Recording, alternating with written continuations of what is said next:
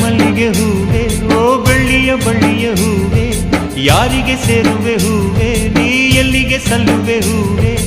ಎಂದೋ ಬರೆದ